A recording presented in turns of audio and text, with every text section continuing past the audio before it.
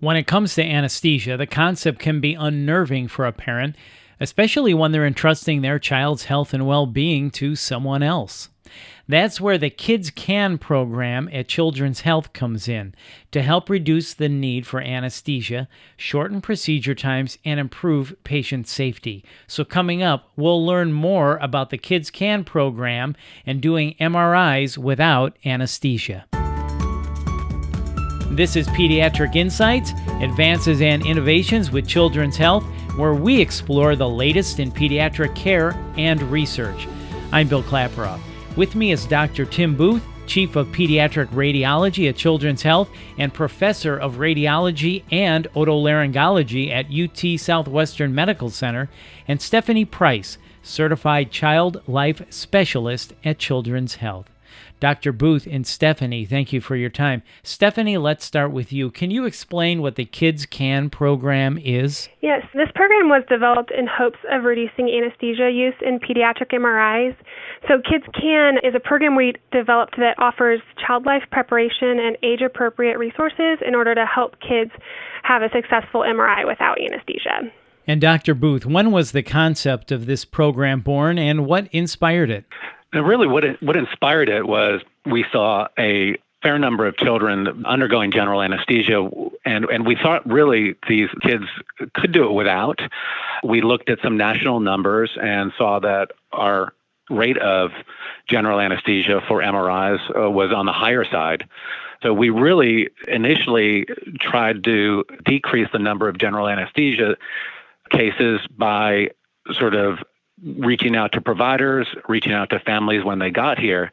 And really the program didn't take off until we ended up hiring Stephanie and bringing Stephanie on board. And really she kind of took the reins of the program and really started developing a lot of material for parents and sort of pushed this program out to the public. So what are the drawbacks of using anesthesia for MRIs? I mean, there's a risk involved. So anytime you use general anesthesia, there's a small risk, but still a risk. With very young children, there has been sort of published risks of developmental issues, but mostly on the very, very young children. The other main drawback is the fact that these kids, it tends to be a much longer study, and the children have to be NPO, so they can't eat or drink before the study. And the study tends to take a long time on the back end as well, so they tend to have a fairly long time to sort of wake up and to really sort of get back to school and to normal activities again. And with the Kids Can program and these kids doing it non-sedate, meaning that no anesthesia at all, basically once the exam is over, they hop in the car and can go straight back to school or any other activity that they might have scheduled. So this is a really thoughtful program. Stephanie, can you talk about how you gain buy-in from parents on this concept? Sure. I think sometimes parents, this might be their first exposure to an MRI for their child, or, the first time we talk about doing it without anesthesia. And so since they've never actually been in the room during that event, they don't know what to expect. And so going back a bit and talking about what to expect when they're in the room, when their child is in the room, what their child might need to do, and explaining the procedure in a way that the child can understand helps gain buy-in, and also just talking about how successful we've been with child life preparation and the resources that are available to their child in order to help them be successful. Children are able to watch movies or listen to music, and then a parent is always able to be in the room with them. And those factors definitely help kids be successful. And Dr. Booth, let me ask you the same question. How do you gain buy-in from providers on this concept? That was really kind of one of the more difficult sort of avenues that we kind of went down. The providers had been used to sort of doing general anesthesia in these cases, and to a certain extent, it's easier as far as just in the short term and getting the study done.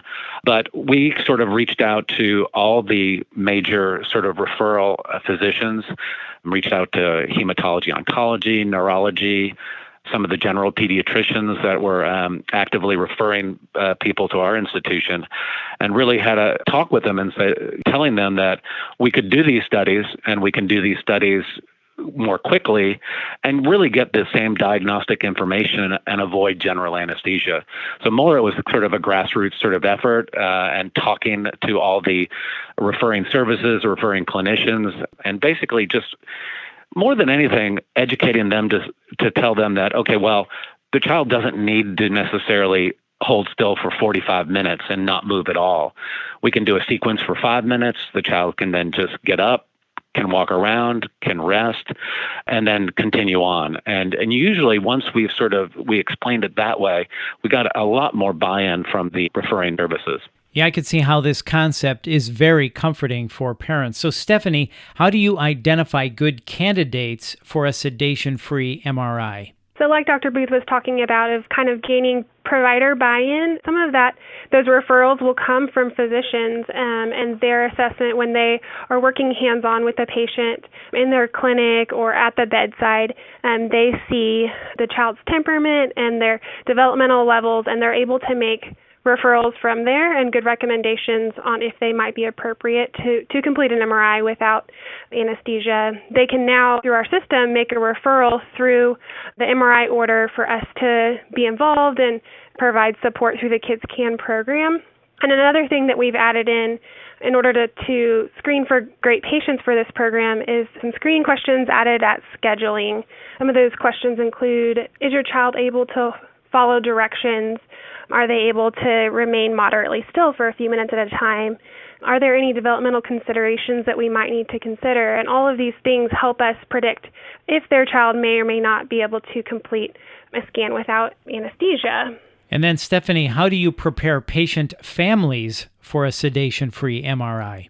So preparation, I say, is a key aspect to this program, and we recommend that preparations start from home. And so once we find out that a patient's choosing to participate in Kids Can, there's going to be information that's emailed to the parent to review with their child at home from a safe, non-threatening environment. We just ask that the parent talk to their child about what to expect before the appointment arrives, and then practice. The way we ask them to practice is just by holding still for 1 to 2 minutes at a time with MRI sounds playing in the background. This familiarizes the child with what is going to be expected of them and then what the environment is going to sound like.